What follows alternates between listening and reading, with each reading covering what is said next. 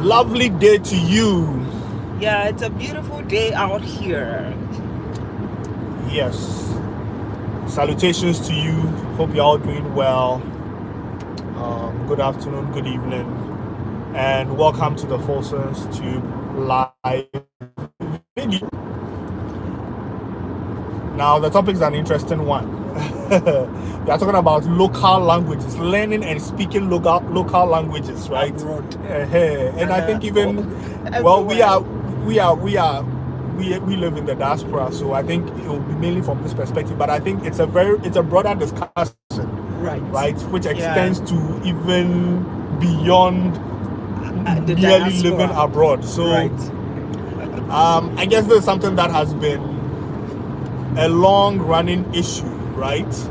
And I think especially living abroad and then also having children and interacting with other diasporans, interacting and observing, and I think gathered our thoughts over a period of time, right?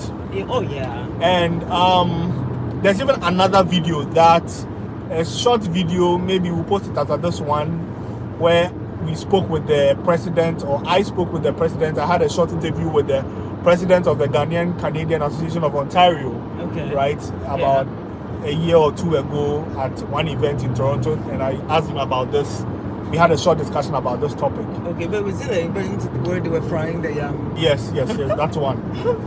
So, local languages. Are local languages important, right?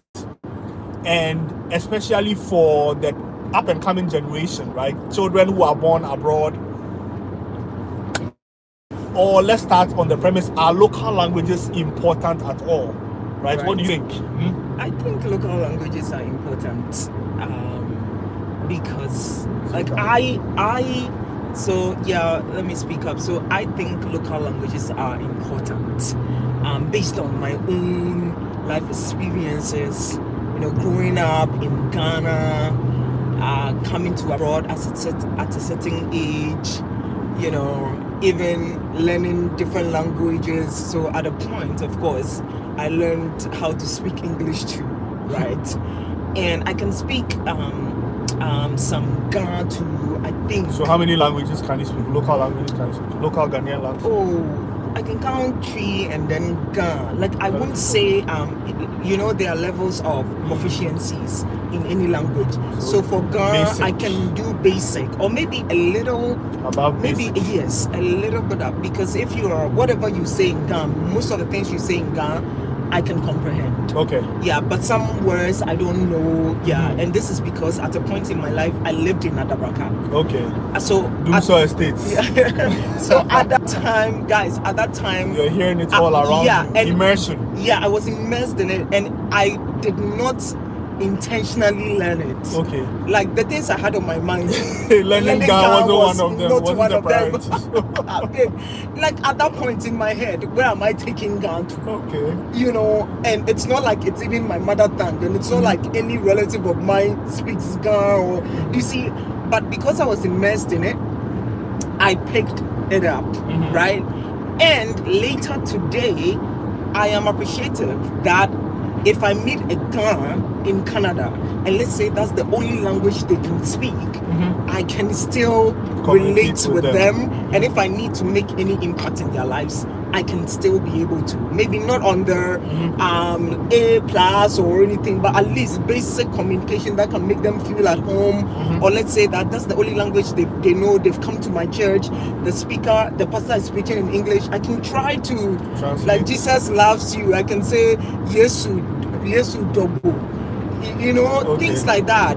Anyway, so that in itself is a reason why local languages are important. And so me, when I was growing up, of course, my mom, the key language is all she knows, right? There was nothing like English.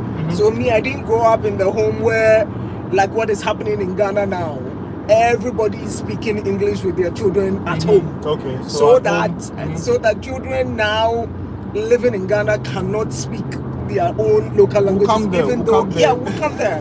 But in my home, we only spoke Chi. Okay. Nobody taught me English at home. Nobody spoke English with me at home. Nobody. So whatever school. English you hear me speaking now, so that by God's grace, I'm able to stand in front of students and teach them in English in higher education, and it's intelligible. Exactly. And I can go through high education, some high level, like Charlie, not easy. No, but you also studied English in the university, right? Yes, I studied, but you see, the English I studied in the university, I wouldn't say that is what taught me how to speak English. It helped me in terms of phonetics, so that if I'm saying something like, example. Yeah, so that certain words, I wouldn't say, oh God, give me an example. Like, I wouldn't say, why are all my examples? But maybe as I'm talking, some examples will come and I can share. I understand what you're talking about. But I learned the English. Yeah, you did more of like English and linguistics, right? I did English and linguistics. So sounds like so that and even that it's helped me improve my English, right? So for example, some people will say things like, I asked, like ASKED. They will let the D sound. But because I studied the phonetics and all English and linguistics, you see, when I'm talking, I would say something like I asked. So I end it in a T rather than ending it in a D. Or what they taught us in school. Okay. So it's not reflective to let you know that it's not everything you see and read it the way it is. And sometimes it doesn't make sense, but they taught us the process, how to transcribe. They call it transcription. No, it's not transcription. There's a word for it. So they taught us how to do all that. So they mentioned the word, and then you are doing that thing behind the scenes. So that's what English in university helped me to do, to polish, to kind of improve my English, to understand the science behind English, the science, phonetics, sounds and things like that, and linguistics too as well. And linguistics was even broad because then